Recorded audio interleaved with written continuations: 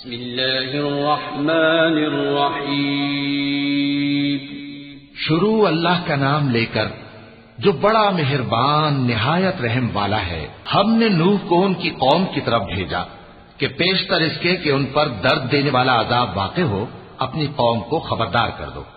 انہوں نے کہا کہ بھائیو، میں تم کو کھلے طور پر خبردار کرتا ہوں کہ اللہ کی عبادت کرو اور اس سے ڈرو اور میرا کہا مانو، وہ تمہارے گناہ بخش دے گا اور موت کے وقت مقرر تک تم کو مہلت عطا کرے گا۔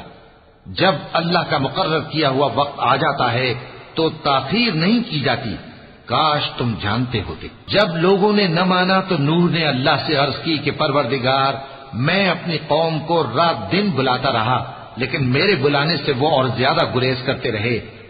جب میں نے ان کو بلایا کہ توبہ کریں اور تو ان کو معاف فرمائے تو انہوں نے اپنے کانوں میں انگلیاں دے لی اور اپنے اوپر کپڑے اوڑھ لیے اور اڑ گئے اور خوب تکبر کرنے لگے۔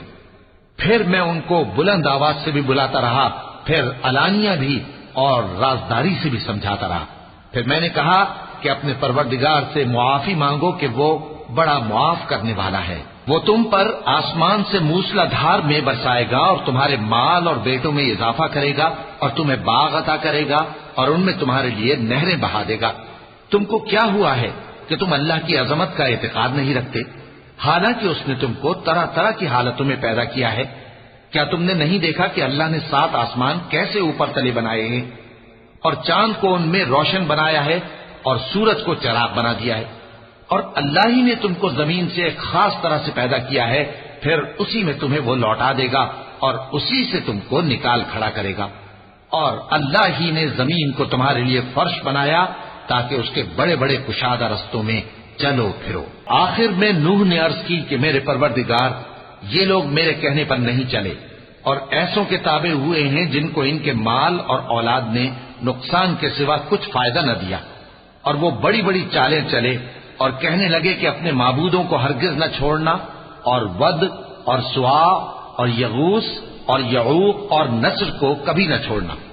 اور اے پروردگار، انہوں نے بہت لوگوں کو گمراہ کر دیا ہے، اور تو ان ظالموں کو اور زیادہ گمراہ کر دے۔ آخر وہ اپنے گناہوں کے سبب پہلے غرقاب کر دیے گئے، پھر آگ میں ڈال دیے گئے، تو انہوں نے اللہ کے سوا کسی کو اپنا مددگار نہ پایا۔ اور پھر نوح نے یہ دعا کی کہ میرے پروردگار، ان کافروں میں سے کسی کو زمین پر بستہ نہ رہنے دے، اگر تو ان کو رہنے دے گا تو یہ تیرے بندوں کو گمراہ کریں گے، اور ان سے جو اولاد ہوگی وہ بھی بدکار اور ناشکری ہوگی۔